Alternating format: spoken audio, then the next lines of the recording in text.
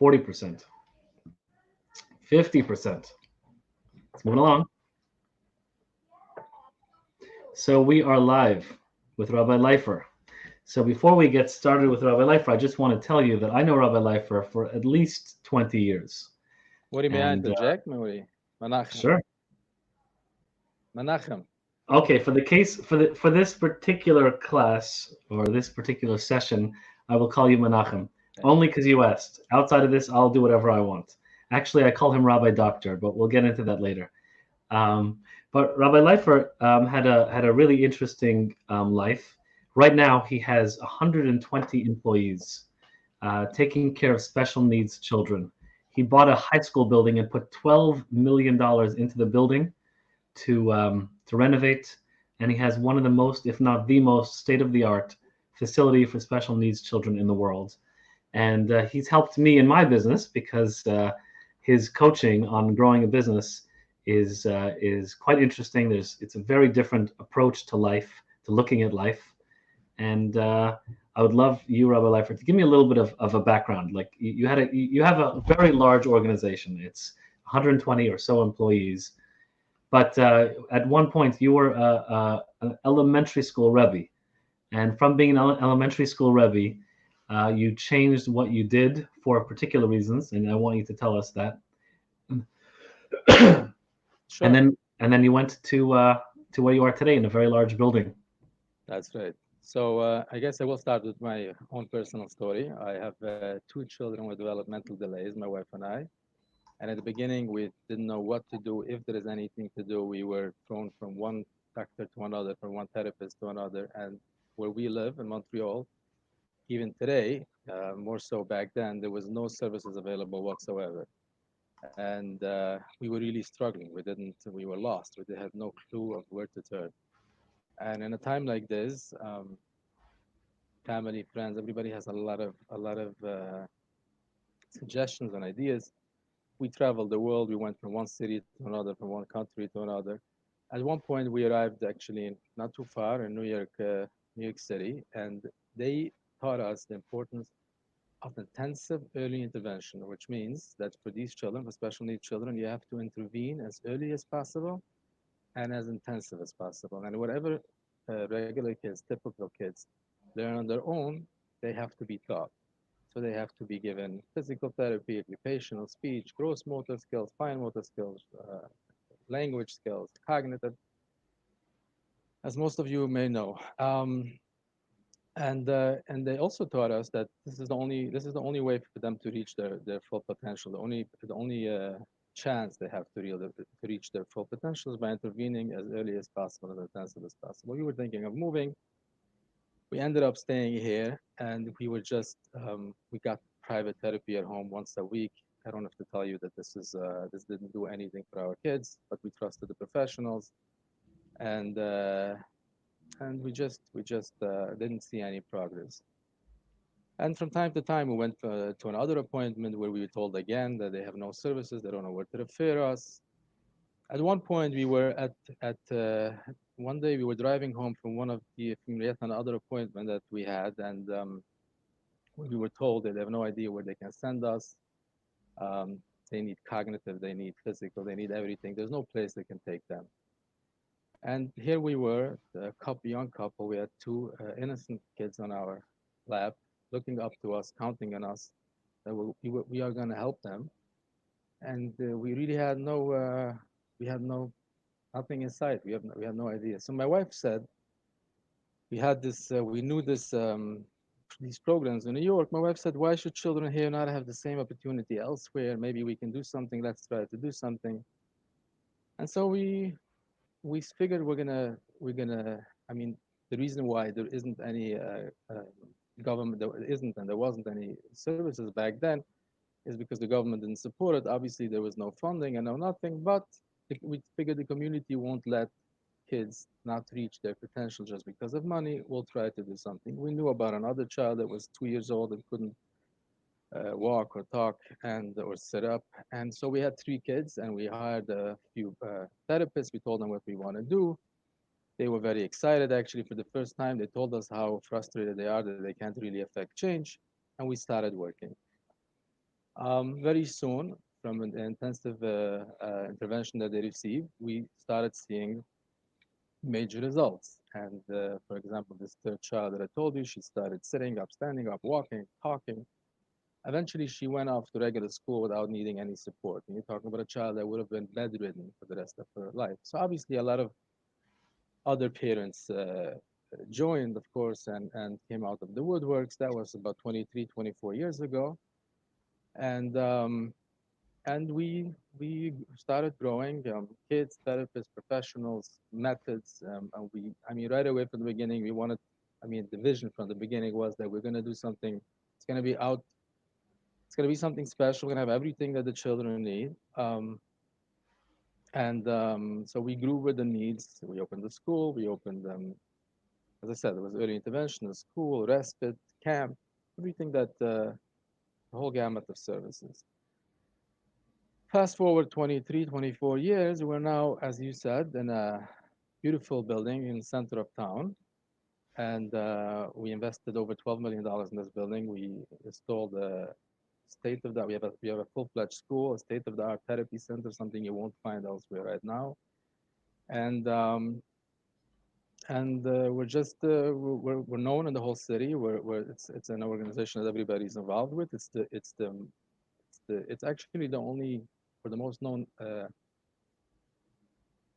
institution or entity that takes care of children from birth to 21 years old. So the whole community is involved, which which is really something that actually led me into to this the next phase is that I really, I mean, as I said, the whole community was involved. People gave me a lot of feedback, and I kept on hearing from people all the time. How look how successful you are, look what you have done, look what you have built. But it didn't sit well with me. On one hand, I could see that we were successful, and the truth is, it didn't make sense. It didn't make sense that I mean, as you said, I was elementary school Rebbe. I taught kids how to read. I had no education, of course, no formal education. I graduated from yeshiva, if I graduated, that is. I didn't have any business experience. Actually, no experience. I was 20 years old, and I barely spoke the language. And so it really, I mean, I it made no sense that I was succeeding. But then again, here we were, and I was thinking, look, so many things are working, but then there are so many things that I want to get done that I know is not get that I can't get done, and I was really struggling with this question of why, like, when are you succeeding, when are you not, what is success, how do you obtain it, when does it happen, when does not happen? So I was really looking for answers. The other thing that I was very always very interested in and made me think a lot is that we know here human potential. We have taken kids here who doctors said they'll never walk, they'll never talk, and these very same kids are now leading productive lives. And it's not something we it comes through, of course, hard work and therapy and the right interventions. But I always thought, imagine how much potential typical people have, and yet there is so many people walking around this globe lost, have no idea how to find themselves, have no idea how to get out of their shell, just go about their lives, living a defensive life, and not doing anything productive. I was always thinking, how is it that we can do so much with the special needs population? There must be something that typical people can do to really expand, to really develop their potential. So, anyways, it was a combination of both that I really I was looking for answers, and when I was frustrated for many years. I started studying this whole subject for myself, and when I found the answers, um, it was so revealing because I was actually able to see, I was able to look back and see what I did, and there was a clear connection to what I learned and what I now saw I did. And then I started applying it to other areas of my life, and and again, I I understood how it works. And then I started teaching other people. And I'm telling you, it works like magic. Success is a science. It's not by chance or luck. What was the moment? What was the thing that you realized that you found the answer? As I said, um, when I started studying and when I was able to connect the dots and see that, you know what, this is exactly what worked. This is exactly why it worked. Because it, again, it made no sense. It made no sense given all the barriers, given all the circumstances where I came from, that this should all work out. And then again, here I am so many years later trying to make other things happen that, given what I went through, should be easier, and it's not getting done. So this is when it clicked. But then, of course, when I started teaching others and saw the results that they were getting, and I mean, obviously, I knew I'm onto something, right? Okay, so now you're getting us curious. So you have to give us a little bit of understanding of what is it that you found. So, so really, it may sound a bit simple, but here's what it is. But let's understand this. Most people think of success as something that we have to achieve. Okay, we think of life as something that happens to us. We don't realize that we are the architects. That life is not happening to us, but through us. Which really means, if you think about it, success ultimately is a mindset. In other words, success comes to successful people. Okay? Does it make sense? Success comes to successful people. If we really think about this and internalize the depth of this, it will open a new world for us. Some people may think, for example, that when I win, I'll be happy. But the truth is that when you're happy, you'll be winning, right? The same goes for success. People think that when they achieve something, they're successful. But the opposite is really true. When you see yourself and consider yourself successful, you'll be achieving. Now, you may ask, how is this possible? But first, let me tell you that this is really all over in our sphere, in our own backyard. If you would only look and take it seriously, what we learn, we'll see that it says it right there. If we want just to repeat it as an interesting thought and really put our heart into it, we'll find it all over. I'll give you one example. The Ksaf Sofer, for example, everybody knows the Ksaf Sofer. He says an interesting thing by Yosef Atzadik. He was in prison. He said, and the Torah says, "Vahi Yosef ish matzliach." Yosef was a successful person. Now, how is it possible? Yosef was in prison, in jail. How is it possible to say about him he's an ish matzliach, successful person? Imagine I were to tell you, and someone sitting in a prison cell, without any release date in sight, that he's a very successful guy. Makes no sense, right? But the Ksaf Sofer explains that Yosef was, in essence, an ish matzliach. That is how he saw himself. He saw himself as an ish matzliach. He did not let his circumstances, as bad as it was, as grave as it looked, get in the way of this image or idea he had about himself. His matzav, his circumstance, didn't have any bearing on how he saw himself. And that is how he ultimately became the king in Mitzrayim, the Yosef Atzadik as we know him. But his final success that we're able to see did not happen to him, it happened because of him. And not only this, interestingly enough, the Ksaf Sefer even adds that that's why it says also, Vahi Hashem es Yosef. God, Hashem was with Yosef, Vahi Ish Matzliach. Because, in other words, because he was in his mind an Ish Matzliach, he saw himself as a successful person, that's why Hashem was with him. So in a nutshell, it all boils down to mindset. Or we can call it our attitude towards anything. Attitude is really, really the magic word here. In fact, Earl Nightingale wrote a program called The Magic Word, and the magic word was attitude. It's your attitude, i.e., mindset towards something, that will determine whether you'll succeed in something or not.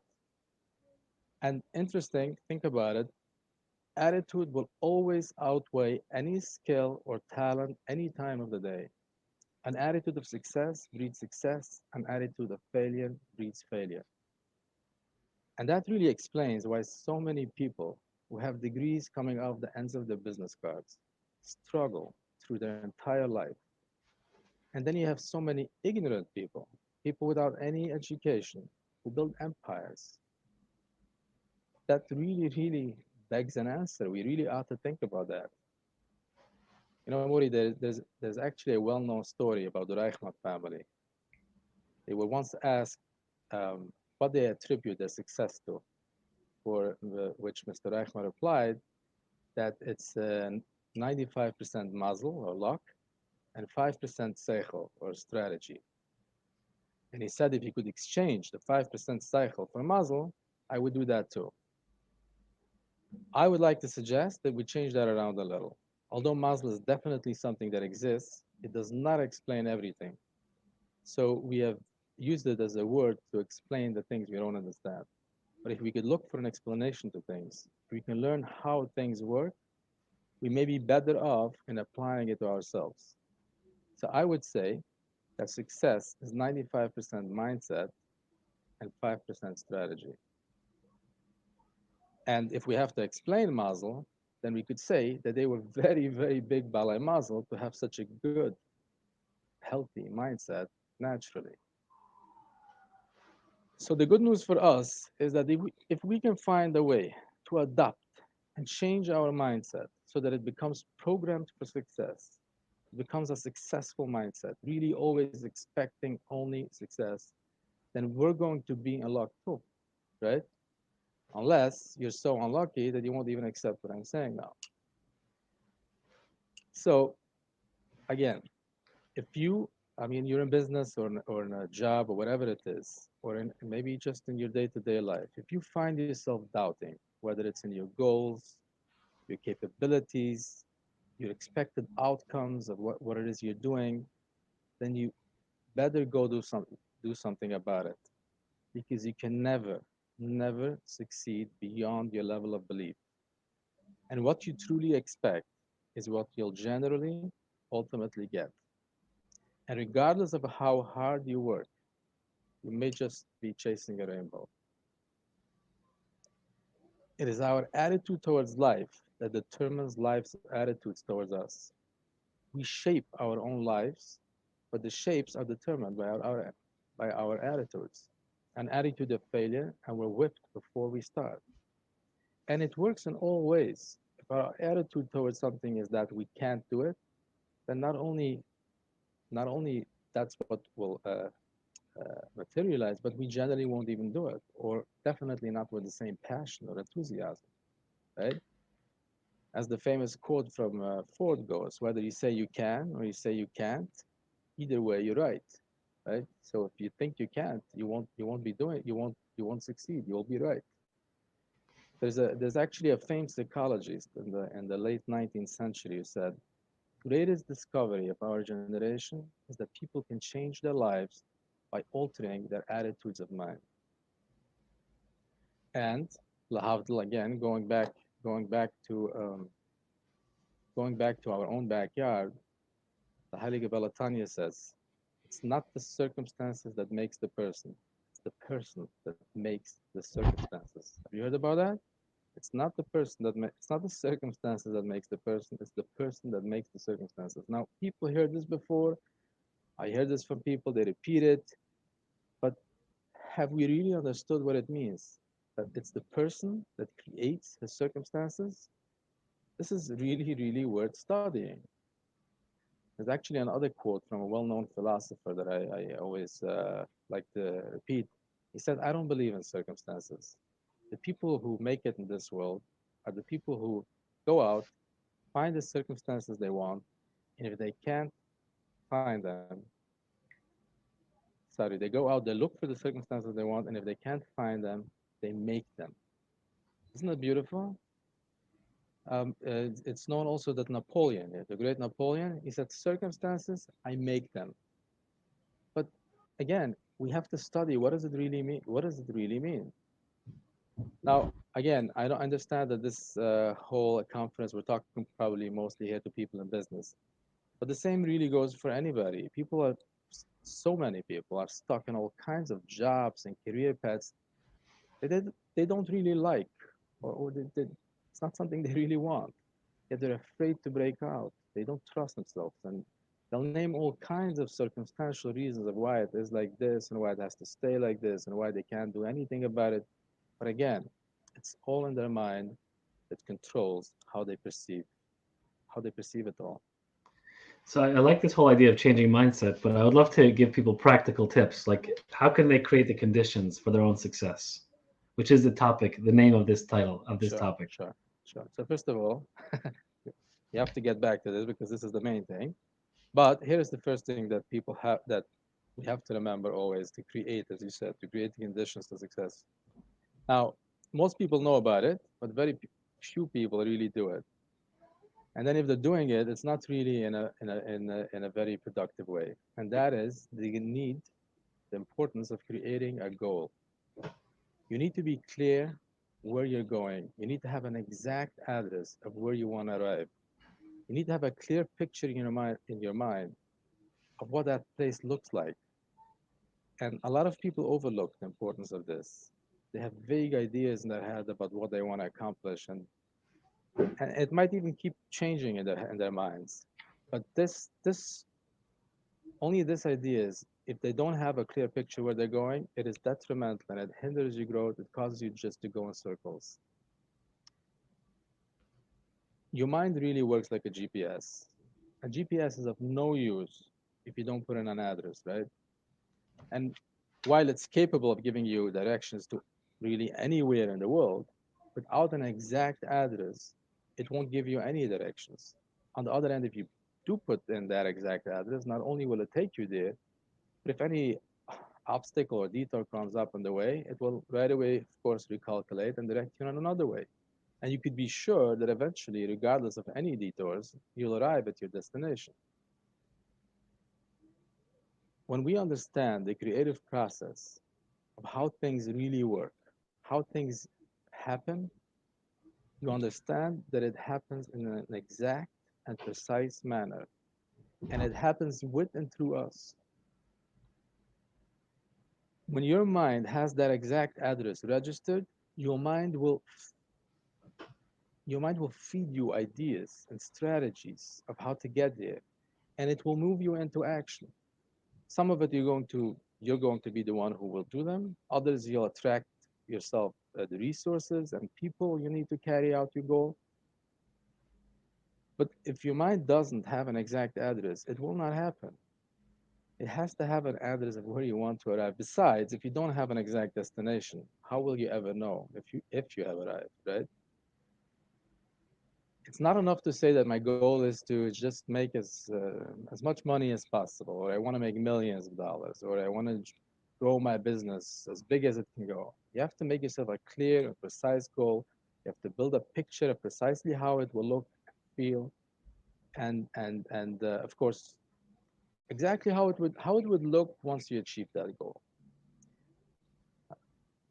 It's really so simple. Imagine a ship on the ocean that has no destination. What are the chances that this ship will sail into a beautiful port, right? And another thing that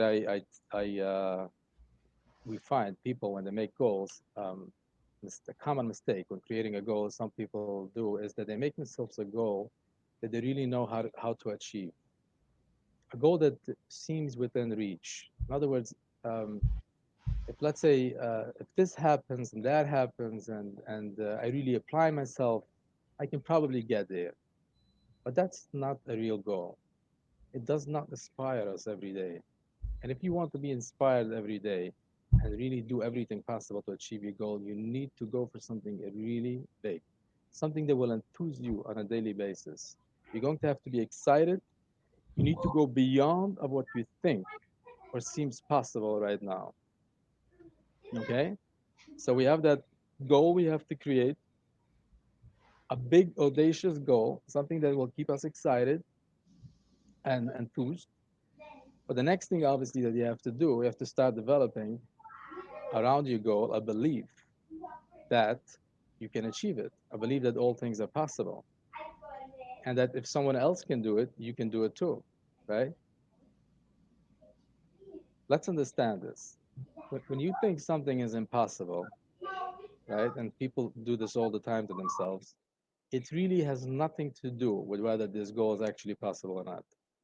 It's how you see it in your mind when you think of it. Understand that you filter anything and and whatever comes to mind, you filter that through a lot of other ideas that you've already accepted. The way you view the world, how you view yourself in relation to the world. You come from a place where you have accepted lots of beliefs about yourself that now leads you to a conclusion that this thing might not be possible. But this belief that it's not possible may just be in your mind. It's your perception of it. It's based on everything else that you've accepted about yourself. Besides which, you also have to develop a real understanding, and this is so important. You have to develop a real understanding of who and what really is at play here. That us as human beings can't really affect nothing, and that you're working with a higher power. You see, all these things we have been taught, but we have to really internalize it. We're working with a higher power. It's a Shem, God working through us. And that's the only reason we can accomplish great things. And that's why we can all accomplish great things. In essence, we have to understand that we live simultaneously on three planes of understanding. We're spiritual beings, we have an intellect, and we live in a physical body. But we can't let our physical self and our conception of it fool us. If you just go out, and observe what mankind have developed, you must accept that everything is really possible, even things that may look so far off, right? Now, again, we have been taught this all along. We've been taught that we have a purpose. We have been taught that we have a mission. Everybody has a mission on this world, and that mission is uniquely ours, and that Hashem is not here to trick us. If He gave us the mission, He gave us the tools to accomplish it. We have been taught about betuchen, about taking a leap of faith, about believing in our abilities and believing that whatever we need, whatever resources we need to make things happen, to succeed in life, we will be given, will be shown the way, the way. That is that is what betuchen really is. We've been taught these things. The question is, how do we instill these beliefs deep in our mind so that we naturally think in such a way, and then, of course, if we naturally think in such a way, we go full force towards accomplishing the things we set out to do. Again, it goes back to mindset, right? So, in summary, I think I've spoken a lot here. Let me just summarize. You make yourself a goal. You make a big, audacious goal, not something you know how to achieve, something that will inspire you, something that you have never done before. You write it out. You make sure it's written out concisely. It has a clear picture of how it looks when you're going to get there, and then you challenge your beliefs and you develop your beliefs that you can actually accomplish it, that you can actually accomplish it, and that you will accomplish it. And then, of course, you commit to do everything for the attainment of this goal, right? And, uh, and we need to remember that a goal is not a suggestion. A goal is a decision, right? And a decision means that it's decided. It's not if and maybe. It's a decision. Come what may, this is what I'm making happen. It's not something to be taken lightly. Otherwise, it's not a decision, right? So a goal is a decision. Yes. Does that explain it? I don't hear you, Mori. You made me write down my goals, so I put them on paper. So it's very very empowering to actually have clear goals. So I completely understand it. But the other part you're talking about is to develop that strong mindset and really get into the belief system that you can make it happen. Can you tell us how to get into that mindset and how to have that positive mindset? Sure, but let me just comment on your goal card. What you mentioned, it is amazing. It is amazing that I've seen people write down goals. If you would ask them when they wrote it, they had no clue of how in the world this can ever happen. And just to see this coming to fruition and into the physical world, it is tremendously rewarding, I have to say. And yeah, it's a very powerful thing. So now going back to your question about mindset. No, how to develop a mindset. Now, obviously, it's easier said than done, right? However, as we know now, everything is possible, right? And the sooner you start, the better off you are. So the bad news about it, I tell people all the times, is that only you can do it. No one can do it for you. But the good news is that you can do it, and nobody can stop you. So you can choose, right? But the real truth is that um, developing a mindset can only come through study and through training your mind. Let's understand this. Thinking, as easy as it may look, is actually the hardest labor there is. And that is why so few people engage in it, okay? If you want to change the way you think, it can't just be a new idea you're aware of now in your conscious mind. Oh, okay, I get it. I'm now successful. I can do anything. It's not a surface thought. It's not a surface thinking. It's something that has to become part of us. It has to become our habitual way of thinking, which is really our subconscious mind. And our subconscious mind can only be reprogrammed through study and repetition of the new ideas you want to live by, right? Look, there's something called blind faith, and then there is faith based on understanding. You can hear someone say a new idea, you can accept it intellectually, and maybe you'll even agree to it, and you might even repeat it to others. But that doesn't mean that your subconscious mind accepted it. It doesn't mean that you're going to live by it, that that's going to be your habitual way of thinking. But the more you study an idea and how it works, your subconscious mind becomes reprogrammed through study and repetition. It gradually becomes the natural way you're thinking and operating. And then obviously you become lucky, right? And I've seen it with numerous people. When they started studying, understanding, and applying, they grew themselves, and as a result, everything around them changed, which proves that success is really an inside job. For an inside job, you need to work in a different way, right? It's not the day-to-day toil that we are so used to only. So give me some examples. Let's make it practical Examples of, of people and successes that they enjoy from proper mindset. sure, have a galore. I mean, from all kinds of people changing career. I have a guy that was essentially he was a tutor for learning private with kids, like after school hours. He was actually quite good at it, but in his heart, he did it for many, many years. In his heart, he always, I'm not sure how long, but he had this yearning that he wants to work, he wants to have a different career path. He wants to work in commercial real estate. Now, again, it's a guy without any education. You can understand the gap here, right?